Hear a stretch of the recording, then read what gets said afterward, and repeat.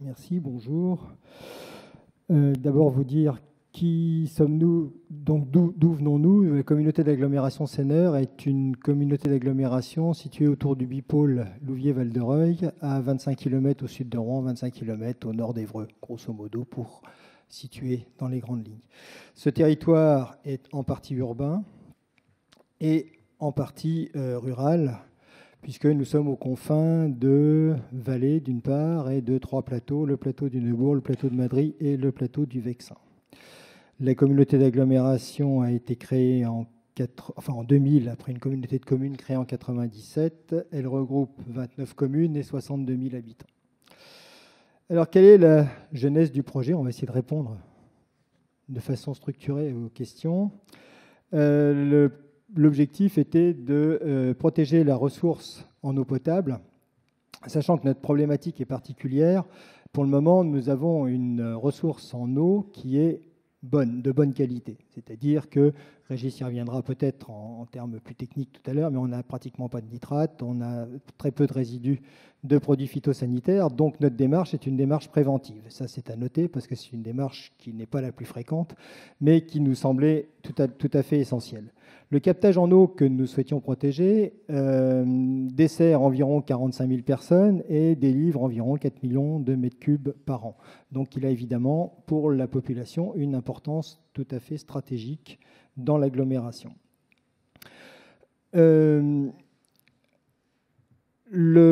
Pourquoi voulions-nous le protéger? Tout simplement pour faire des économies, ou en tout cas risquer de ne pas avoir des dépenses à terme, c'est-à-dire d'une part pour maintenir un prix de l'eau attractif, et d'autre part pour développer une démarche patrimoniale visant à pérenniser tous les espaces ou tous les territoires humides de l'agglomération. Donc tout ça s'inscrit dans une démarche globale.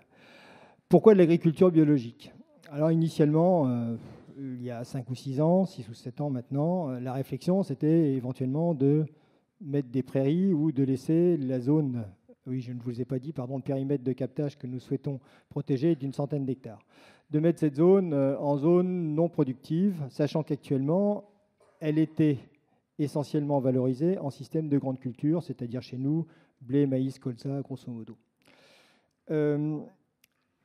Nous avons, c'est un certain nombre d'élus, insisté pour qu'on y maintienne une activité agricole, au motif notamment du fait qu'actuellement on perd trop de surface agricole en France. Je vous rappelle que ce n'est pas un département agricole que nous perdons tous les 10 ans, comme c'est bien dit, mais 3 départements agricoles.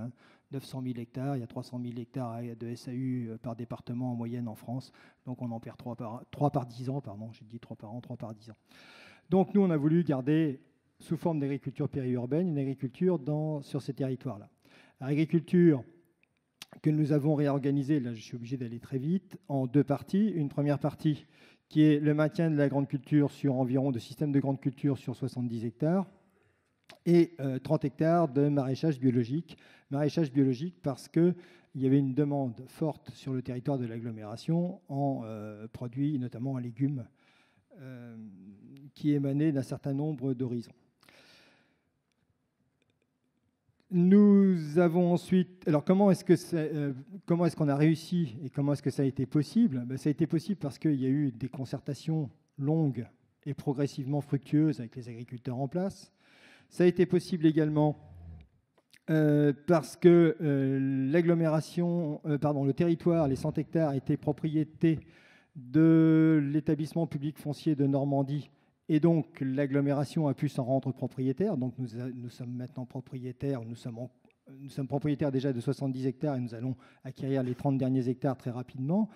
Ce qui nous permet de contractualiser avec les agriculteurs sous forme de baux environnementaux. Enfin, il y a un point que je voulais rajouter. Oui, alors une difficulté importante par rapport au projet, c'est que les 100 hectares sont en zone inondable. Donc impossible de construire un bâtiment pour l'activité agricole.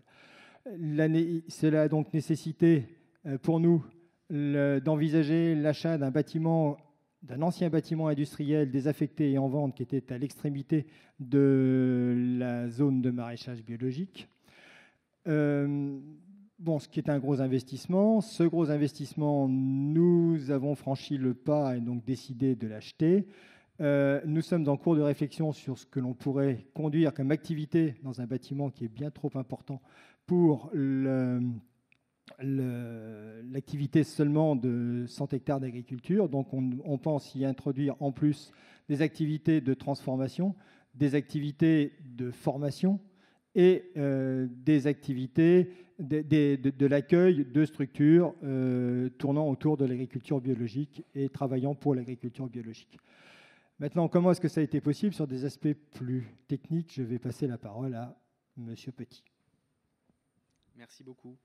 Alors effectivement, le projet qui s'inscrit sur le champ captant des Hauts-Prés, puisque c'est son nom, est un projet original, puisque initialement, comme le soulignait François Merle à l'instant, les premières discussions que nous avions avec l'Agence de l'eau Seine-Normandie indiquaient que si nous pouvions être aidés pour acheter les terres de ce captage, mais qu'il fallait envisager soit de la mise en prairie, soit du boisement, enfin plus ou moins geler l'activité. Et les élus, eux, ont souhaité malgré tout maintenir une activité économique pour les raisons qu'expliquait François à l'instant, puisqu'encore une fois, le territoire sur lequel nous sommes implantés est un territoire périurbain dans lequel l'activité économique prend beaucoup de place et finalement consomme des espaces agricoles. Donc ces discussions ont eu lieu et je tiens à souligner le travail fructueux que nous avons pu réaliser avec l'Agence de l'eau Seine-Normandie, puisque nous avons réussi à évoluer ensemble et arriver à faire en sorte que nous puissions installer, maintenir une agriculture, mais une agriculture biologique pour protéger une ressource en eau, là aussi j'insiste, qui finalement aujourd'hui ne pose pas de réelles difficultés. Donc c'est quand même une démarche assez proactive de la part des élus, il faut le souligner, parce qu'encore une fois, trop souvent, on constate malheureusement que c'est lorsque les problèmes de pollution sont là qu'on décide de mettre en place, par exemple, une usine de dénitrification ou des systèmes de membrane pour régler un problème de qualité d'eau. Donc, on a réussi à obtenir le soutien fort de l'Agence de l'eau Seine-Normandie pour se rendre propriétaire des terrains du périmètre approché, qui est un grand périmètre approché, 100 hectares, et également du Conseil général de l'Eure qui nous a soutenus. Et là encore, le contexte nous a été très favorable, nous avons été chanceux puisque les terrains étaient maîtrisés par l'établissement public foncier de Normandie et que jusqu'alors, les agriculteurs bénéficiaient d'un bail précaire. Alors c'était du précaire qui a quand même un peu duré parce que ça faisait 35 ans que c'était précaire.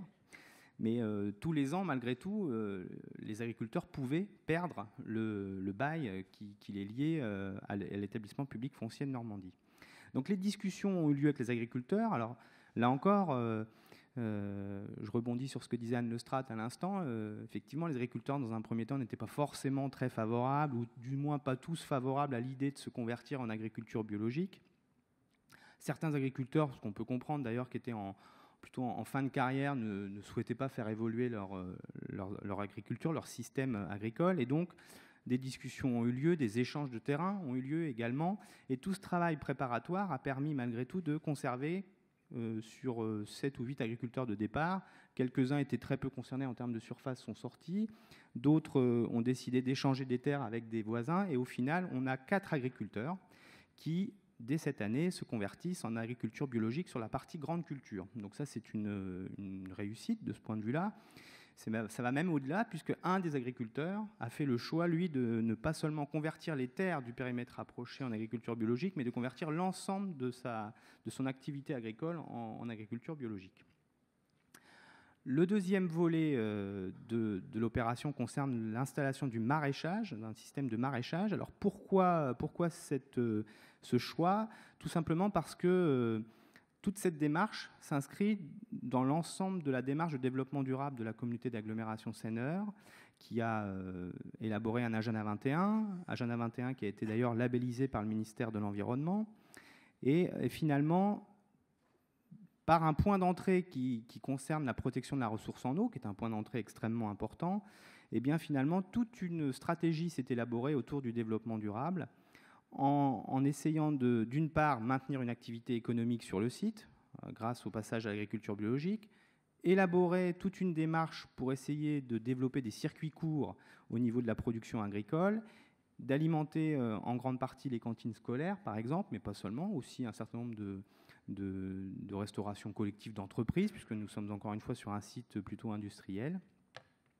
Et donc, dernier volet, je dirais, de la démarche, garder à l'esprit le volet social en mettant en place un volet insertion, puisque 10 hectares sur les 30 hectares dédiés au maraîchage sont réservés à une entreprise d'insertion qui, sur ce site, mettra en place un parcours d'insertion pour les personnes en difficulté. Donc la démarche, globalement, j'insiste là-dessus, est extrêmement cohérente. Et cette opération, finalement, constitue aujourd'hui peut-être l'opération un peu phare, la démonstration, par exemple, de l'ensemble de la politique de développement durable de la communauté d'agglomération Seineur. Alors, le nerf de la guerre, c'est bien sûr les aspects financiers. François en parlait à l'instant. Donc, effectivement, on a eu le soutien de l'Agence et du Conseil général de l'Eure pour l'acquisition foncière des terres. Je croise les doigts. Nous avons présenté un dossier à l'Agence de l'eau Seine-Normandie. Je vois que les représentants opinent du chef, donc ça me rassure, le dossier est déjà arrivé, c'est déjà une bonne nouvelle, pour que effectivement nous puissions aller au-delà et que nous puissions notamment acheter ce fameux bâtiment industriel. Là aussi, j'y trouve un intérêt en termes de développement durable, puisqu'on va réhabiliter une friche industrielle, donc c'est toujours intéressant. Et l'idée de ce bâtiment, c'est de finalement, grâce à l'évolution du projet, qui est un projet co-construit, qui s'est construit avec les acteurs du site, eh bien, de passer à un projet d'ampleur plutôt régionale que locale, puisque finalement, aujourd'hui, on constate qu'un certain nombre de partenaires nous disent être intéressés pour venir s'installer sur le site, des associations qui militent pour le développement de l'agriculture biologique.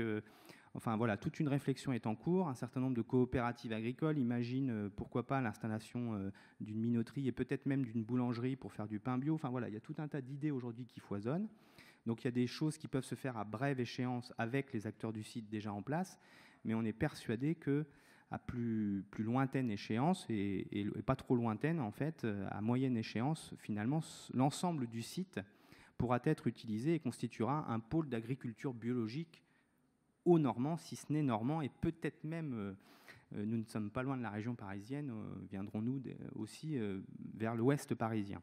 Donc voilà, c'est une démarche intéressante, originale, et l'idée de venir vous en parler aujourd'hui, c'est de faire en sorte qu'elle soit de moins en moins originale et qu'elle puisse être transposée sur d'autres bassins d'alimentation, et démontrer surtout que tout cela est possible. C'est-à-dire que non seulement on peut maintenir une activité économique au-dessus d'un captage d'eau, une activité agricole, mais en plus une activité respectueuse de l'environnement.